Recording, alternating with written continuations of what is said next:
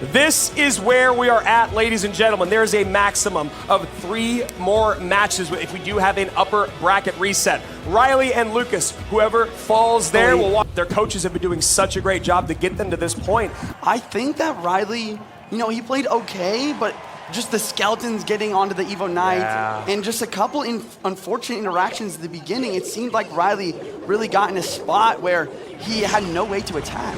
Now, was that skeletons interaction because the NATO was too soon, too late, or just an odd interaction? Me and Rich were actually talking about it. It happens when you're pulling skeletons away from something, or it kind of happens when you're pulling skeletons towards your unit, right? So he was turning those skeletons towards his knight rather than away, and it made it so that they were able to kind of survive. Oh, it's almost like they pulled him to attack while they were spawning, while they were getting taken off the board. And here we go, Lucas going to bait against Ryley, who is running Lava Hound. So, maybe he saw something that Mohamed Light did that he liked in terms of creating that deck or that matchup. And I did also talk to Alan about what he thought both of his players might use in this moment. And Lucas does play bait, and Ryley might have predicted it with this Lava Hound Arrows matchup. And that is a huge, huge connection there. You can see Lucas already a bit stunned from it. 22-12 to 12-03. Ryley drawing blood first.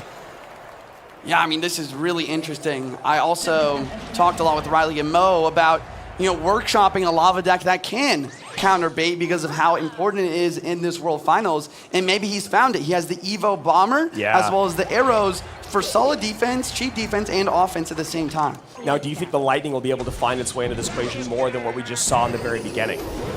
It's a good point. I don't know what Lucas' last card is. If it is Goblinstein, I think that Lightning will be imperative for breaking through.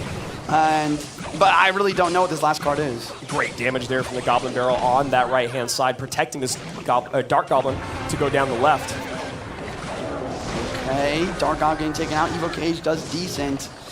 Similar thing as we've seen with Lava before. He needs cheap defense or just no defense at all. He needs to get a Lava and needs to maybe even get a tower trade going here if Ryley's going to win this. Yeah, really nice, I'd say cheap defense there, like you said, Juicy. Still getting some offense in on the other side, 1644. Now predicts the guards, but one guard still stays alive, takes the Princess off the board. And look at that Evo Bomber. Yeah. That's what I'm talking about. Evo Bomber cleans up the barrel. Now it's cleaning up the Valk. That's only 2 elixir. And now he can spend everything else on offense with the arrows for the Dark Goblin. Valk does get a shot on tower, but this is exactly what we were talking about yesterday. I think maybe it was Elsiop who was just not getting enough value out of his Evo Bomber in this matchup. You need that Evo Bomber to be able to clean up barrels. You can't only use your arrows and your guards. And Ryley's just stacking on the pressure. Lava, that's Silly it. Dragons, Flying Machine, Lightning. This tower is down. And now you talk about that reset of confidence. Ryley bouncing back, knowing he's still got it. Yeah, and wow, game number 1 over already. I really liked Ryley's deck once again, and I like how he executed it. He defend cheap. He go on offense with everything. I think what Lucas needed to do is he needed to apply a little bit more pressure. Hopefully, I'm gonna win, I'm gonna win, I'm gonna win. That's what you like to hear. Yesterday, Lucas was telling me that his mantra to himself is, I'm not nervous, they're nervous. I'm not nervous, they're nervous. And right now, Lucas playing pretty well, but Ryley on top of it. And of course, now we see Ryley bringing out bait. I thought he might, and that's the scary thing, right? Is even if you know it's coming, he's not scared of running it.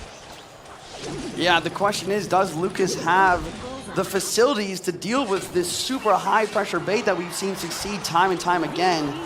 I don't know. I don't know if he has the log or the Barbarian Barrel or maybe an extra spell to deal with this Dargob Princess combo. That's really what you're gonna need. And a Prince in the back, Juicy.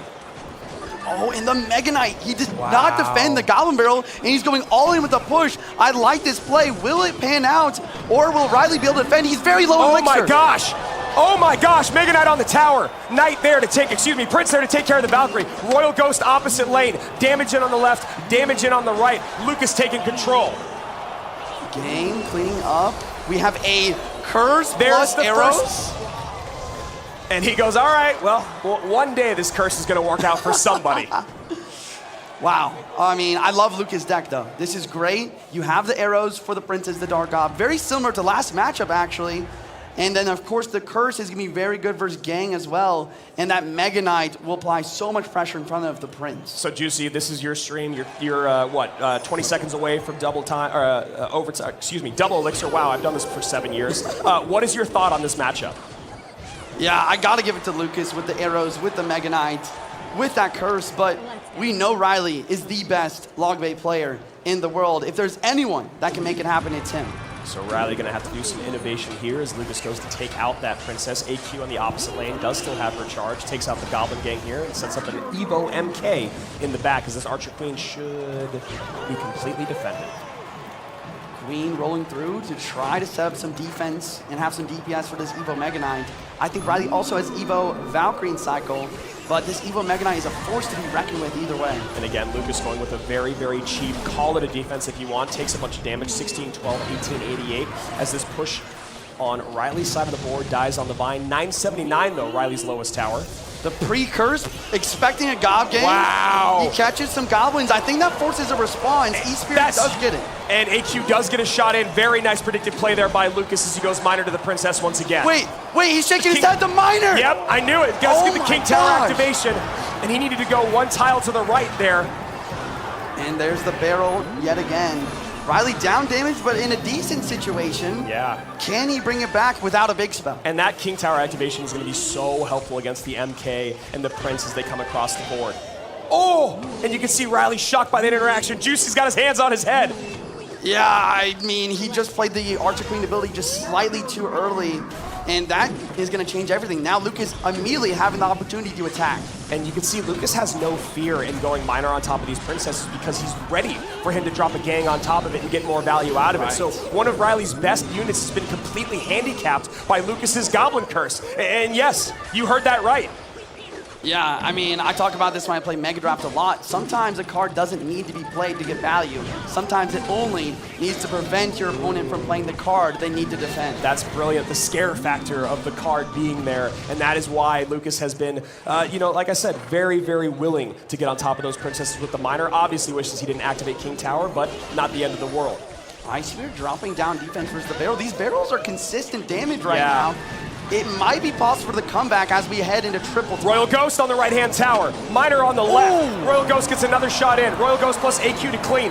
460 and 364. The Prince! The Prince! Whoa! Gang coming down barely in time. We have 43 seconds left on the clock, and here's a huge push right side. And it feels like we're going to game 3, Juice. I have no idea how Ryley's going to do this, but he could. There's the Miner in with the curse and the arrows. Gang on defense. A curse on offense yet again with 3-card cycle. Miner, arrows, curse. He calls the game. Lucas taking game number 2. We are going to game number 3. Yeah, I mean, we've seen Bait really pop off on how to counter this deck. I mean, what an incredible game number 2 here from... Good luck from Lucas. Ryley's locked in. Ice Spirit at the bridge. Bats to defend. So Evo Ice Spirit and Evo Bats. I mean, seeing Bats from Lucas makes me think it's a Mortar type of deck. And Ryley with Ice Spirit and Goblins. Oh, wait, no. Is Lucas playing Lumber Loot right now? That is truly wild. Yeah, you see that Lumberjack come out with the Evo Bats. There's the Heal Spirit. And Juice, that is the second time we've seen Lucas rock the Heal Spirit. And the first time was with great success. Yeah, we'll see if he can replicate that as we start to see a little bit more of his deck. Ryley with a little bit of a more standard deck. I still am guessing at what kind of win conditions we're going to see here. I know. I mean, Ryley looking like he has pieces of what could be a Mortar deck, but obviously we're at World Finals. We've seen a lot of different things here throughout the weekend. And then, yeah, Lucas with the Lumberjack, and there's the Mortar from Ryley. And I mean, could it be Lumberjack with RG? I mean, you saw how well RG was, you know, yesterday, and there it is. RG comes down. Yeah, absolutely. Great call. Great call. RG Lumberjack with Heal Spirit. This is an old school RG breakthrough type of deck. You got the Lumberjack tanking, dropping a Rage, speeding up the RG damage, and you have the Heal Spirit healing it up, and it's already working great for Lucas. Yeah, great damage there for Lucas, 21-15, and maybe Ryley expecting the Bats with the immediate drop of the Goblinstein up front. Goblinstein will get to tower, so you could see him wanting to use an ability. Bit of a flinch there from Ryley. Yeah, I think Ryley was trying to predict that Lumberjack with the Miner and basically keep his cannon card alive to get a really good start already.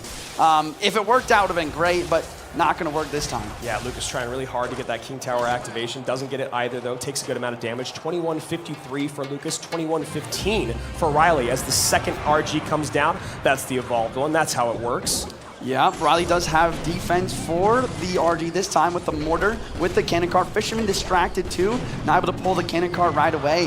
What will Ryley do in this counter push? We do see the Gobstein tanking. The Gobstein ability will pop, clean up the Evo Bats. Very successful. Can he get to the tower though?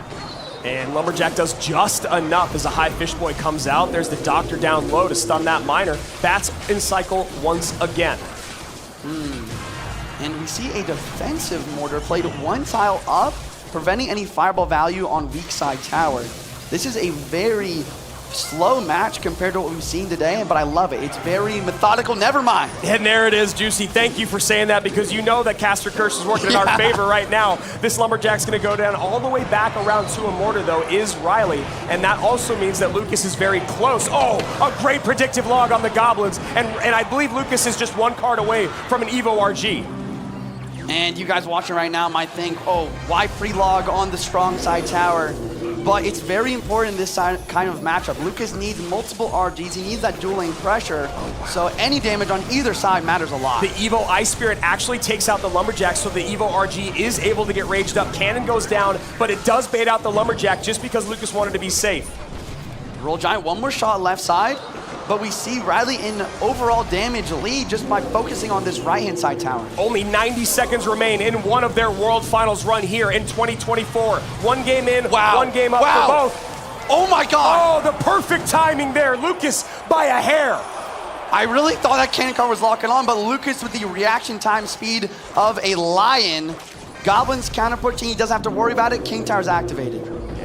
This damage from the one Goblin. No, excuse me, King Tower activated. I've played this game before. 2380, 1976. Lowest tower for Lucas, 1801. Lowest for Ryley, 1769. After the fireball log comes in to 1711. I don't know how I feel about these defensive Evo Mortar. Look, another fireball dropping down and help clean up. He's cycling like crazy. Yeah. 50 seconds remaining. There has not been one offensive Evo Mortar that I can think of. Yeah, and now we have a bridge battle. We have the Goblin Monster, the Mortar, the Cannon Cart, the Gobstein ability. It reaches tower. That's good damage. This game is so close. 1500, 1504. Lucas in the lead. Evo Bats come down. That's good value there for Ryley. But one bat does stay alive. Ability comes in. Opposite lane pressure here from Lucas. Miner on the right, Lumberjack, Evo Roll Giant with Goblin Sign on left. Ice Spear does connect. That will slow down the RG. Does he have a mortar? He doesn't care to defend. He's worried about the right side. Fireball log from both. 1195, 1239. I think Ryley's going to win the spell cycle race. We need one more fireball. Ryley's got it. Ryley's got it. That's going to do it. Ladies and gentlemen, Ryley taking the most important best of 3 we've seen today. I mean, you didn't have your coach for that one. How did you think of the decks you were using? Well, I had my friend, KE-3 Saver, help me out. He was my coach at the beginning of the year, and we parted ways, but he still helped me out here, so it was really nice of him.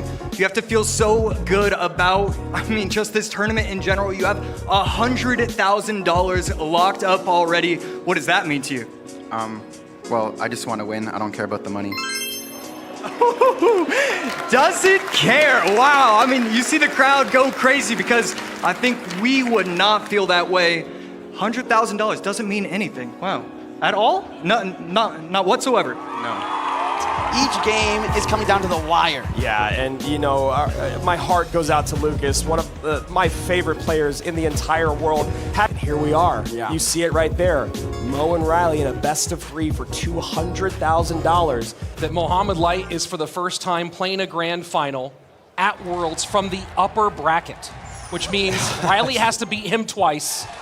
Beating him once is hard enough. No one's been able to do it. It's only happened once this whole year where someone was able to beat Mohamed Light in an upper bracket reset, and that was the man that was just eliminated in Lucas. So, and I'm sure there's a statistician or an analyst out there. Has it ever happened other than that, period? Has anyone ever done it other than that one time in our 4th monthly final this year?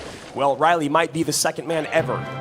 And I'm wondering if nerves are a factor here, because clearly Alan giving Ryley comfort in this moment, running this pig cycle deck, very control heavy, and this is one of those ones that a lot of coaches have talked about being a great pick when you're feeling nerves. I mean, it's a great deck. It's so strong in the meta right now. It's been around for so long. I love this. It's just very versatile. You have other ways to win other than just your win con, right? You can spell cycle out. AQ is going to get a lot of value if your opponent doesn't have lightning, and as you said, Rich, calm those nerves back to basics. You do have to wonder, though. We're talking about these two top-tier coaches in Alan on Ryley's side and Mohamed Light back with back with Julesy here in 2024. Yeah. And yeah, look at that contact on the right-hand side.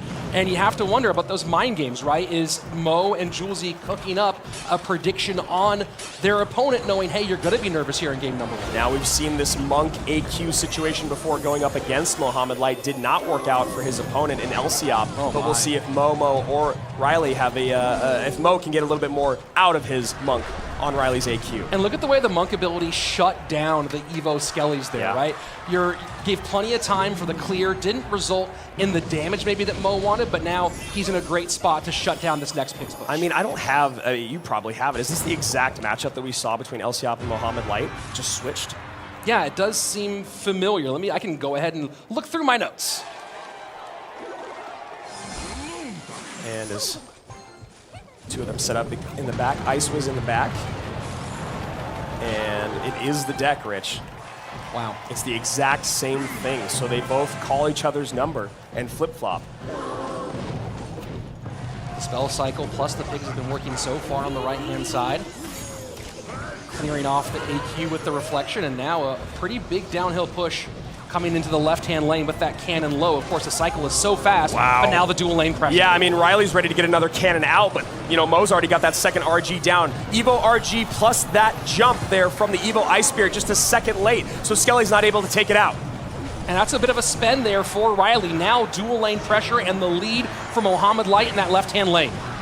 Fireball plus guards here, going to be a nice cleanup. Just a little tickle on the tower within this EQ. Heading into sudden death overtime, this just under 200 HP lead crosswise from the top right of your screen to the bottom left-hand side of your screen. And that Ice Whiz gave just that little extra edge here.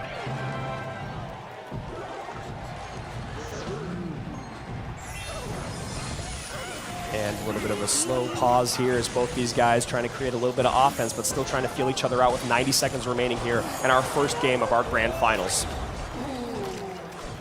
And are we going left-right? Here we go. We are. Piggy's right into an Evo RG. Evo Ice Spirit in to stop. Fireball, admittedly late just because of the situation, but look at this Evo RG on the right-hand side. Log trying to push back, not going to be enough. Gets one, will it get a second one? And this damage in both lanes is dramatic. That is huge. The cannon just a second late, and now nothing on top of the Ice Wizard. Ice Wizard putting in some DPS, and Mo goes, wow, that is the last thing I ever expected you to do. Yeah, you see the look on his face. That Ice Wiz just pushing to the outside, getting around the Royal Giant with nothing else to target. Here we go. Big push on the left-hand side, man. That's it. GG. Well played. The crazy thing is you look at this cycle here. It's a half an elixir slower, but it felt like Mo was always ready to go. Is usually in this big moment, you have your friends, your coaches on chat with you, cracking jokes, keeping you calm, and that's been a big part of helping Mohamed Light overcome his nerves in the past, but now he seems totally past that. The question is, how does Ryley self-soothe in this situation? Look, I know that those are and there's the Evo Bomber, and I know that there's noise-canceling headphones there on both of our players, but you can feel the electricity in the room, and you can still hear those very loud cheers, and Ryley's thinking about it as Momo goes Gobstein left-hand side. Ryley looking like he's doing a throwback to 2021. Wow. And it is. It's Loom Freeze. That is what Moogie beat Mohamed Light with back in the day. You know what? If you got to take a swing, swing hard. That's right. First minute passing away, and with that little shock, Ryley will pull back within about 450 HP as Mohamed Light lavas up. Balloon immediately opposite lane, Lumberjack in tow. Mohamed Light has that Evo God Cage up high. Gonna make short work of the Lumberjack, but it will still rage up this balloon once it goes down. No! Oh boy. And Mo's gonna get a little bit on it with that flying machine, and now create a lot of pressure. Yeah, he's got a great counter push here. Brawler goes hard on that right-hand side, flying machine on the left. And the Evo Electro Dragon just going for the one snowball plus the arrows to clear. Oh my word. And Mo knows. That's it. That's it. Oh my. Mohamed Light is going to be our 2-time world champion and consensus greatest of all time. I mean, there's still play to go. Camera, don't. Why are we pulling away? They're running the goal. There's still gameplay. Folks, what are you doing? We're still going. Mo's like, dude, I didn't win yet. And Ryley can do nothing but laugh right now. 1 minute left. The room here is in shambles. I mean, it's already said and done, but that's not the way you want it to go. But it's already said and done, Rich. A little distraction here. Now look, if Ryley can pull off this right now, it would be tremendous. But you can hear the murmurs and the laughs in the room. And can Ryley refocus? Can Mo hold on to it? And the freeze is in. Balloon is coming down the lane. Mohamed Light's going to take this balloon drop. 2 balloon drops in. 2 balloon drops and death damage, Rich. Evo Bomber on the tower in the pocket, though. This is nothing short of being potentially the wildest ending in CRL World Finals history. Tries to go for the Electro, cannot get it done. And now we can make it official. Throw up the lights, hit the sparks. Mohamed Light is now your 2-time world champion.